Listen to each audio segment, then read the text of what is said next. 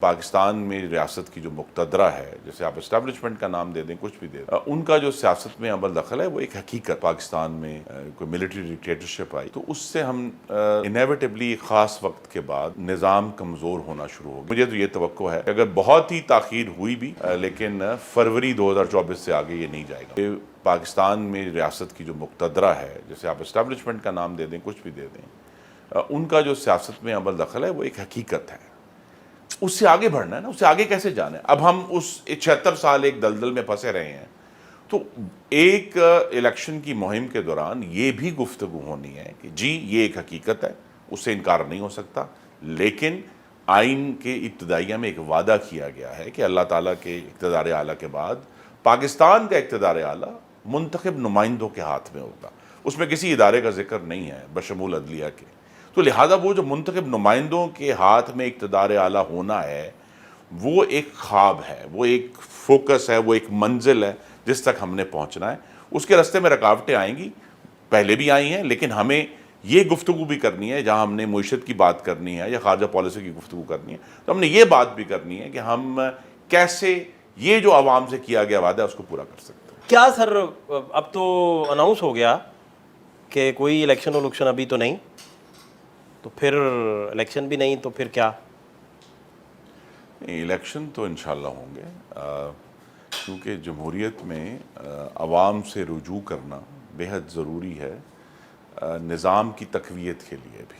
اور ہم نے دیکھا ہے کہ جب بھی زیادہ تاخیر ہوئی، کسی بھی وجہ سے ہوئی پچھلے دوروں میں، یا جب پاکستان میں کوئی ملٹری ڈکٹیٹرشپ آئی تو اس سے ہم انیویٹبلی ایک خاص وقت کے بعد نظام کمزور ہونا شروع ہو گیا اور اس کو دوبارہ جمہوریت کی طرف رجوع کرنا پڑا. تو یہ ایک سبق ہے پاکستان کی تاریخ کا. تو مجھے تو بہت توقع ہے، پہلے تو یہی توقع ہے کہ الیکشن کمیشن اپنا کام، اگرچہ انہوں نے اناؤنس کیا ہے کہ انہیں دسمبر تک وقت چاہیے حلقہ بندیاں مکمل کرنے کے لیے، لیکن وہ جتنی جلدی یہ کام کر سکتے ہیں وہ کر کے، تو ہمیں چونکہ دو بڑے اہم آئینی مرحلے درپیش ہیں. ایک تو صدر کا انتخاب ہونا ہے نیا، کیونکہ ستمبر میں عارف الوی صاحب کی جو ٹرم ہے وہ ختم ہو رہی ہے، تو وہ بھی تب تک موجود ہیں جب تک اگلا صدر منتخب نہیں ہوتا. اور اس طرح سینٹ آف پاکستان نے بھی مارچ 2024 میں جو اگلا سینٹ کا انتخاب ہے وہ ہونا ہے. اور ویسے بھی یہ جو عوام کے پاس جانا سیاسی جماعتوں کا وہ بے حد ضروری ہے سیاسی ارتقاء کے لیے، کیونکہ یہ صرف جو الیکشن کی مہم ہے وہ مہم تو ہوتی ہے، لیکن تمام جماعتیں جا کے عوام سے بات کرتی ہیں، ان کو سمجھانے کی کوشش کرتے ہیں یہ کیا معاملات ہیں. تو یہ جو گفتگو ہے جس کو آپ الیکشن مہم کا نام دے دیں وہ بے حد ضروری ہے جمہوریت میں، کہ عوام کے سامنے یہ سارے معاملات رکھے جائیں جو قوم کو درپیش ہیں، اور اس بنیاد پر ان سے مینڈیٹ لینا بے حد ضروری ہے. تو لہٰذا مجھے تو یہ توقع ہے کہ اگر بہت ہی تاخیر ہوئی بھی لیکن فروری 2024 سے آگے یہ نہیں جائے گا معاملہ. نواز شریف دوبارہ چلے گئے، اب تک واپس نہیں آ سکے، اور آپ کے کولیگز اور بہت سارے دوستوں سے پوچھا کہ بھئی کیا حالات ہیں، وہ واپس اجازت نہیں تھی آنے کی، کوئی لائن کلیئر نہیں مل رہی تھی، کوئی پروٹوکول نہیں مل رہا تھا واپسی کے راستے کلیئرٹی کا. ابھی دوبارہ سے افواہ ہے کہ سپٹمبر میں آنے کا چانس ہے. آپ تو قریبی ساتھی ہیں، آپ کو تو کچھ پتہ ہوگا اس پہ، کچھ آپ ہی رہنمائی کر دیں. دیکھیے وہ انشاءاللہ ستمبر میں آئیں گے.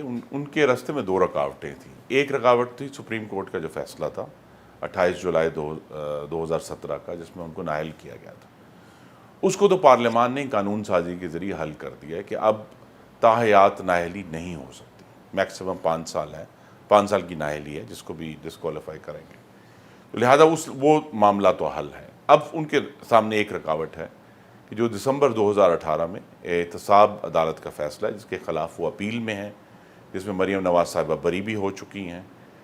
تو نواز شریف نے واپس آ کر اسلام آباد ہائی کورٹ میں اپنی اپیل کی پیروی کرنی ہے.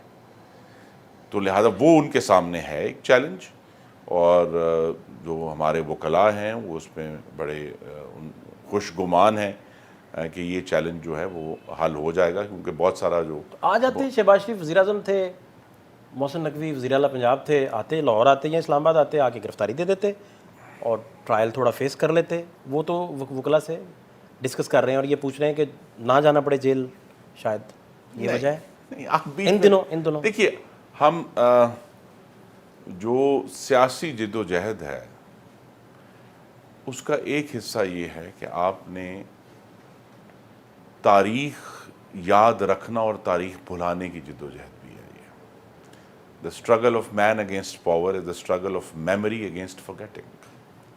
ہم کیسے بھول سکتے ہیں اور نہیں بھولنا چاہیے کہ پاکستان کی عدلیہ کے اوپر جس قسم کا دباؤ آیا مقتدرہ کی طرف سے، جس کے نتیجے میں نواز شریف نااہل ہوئے، وہ تاریخ کا حصہ ہے.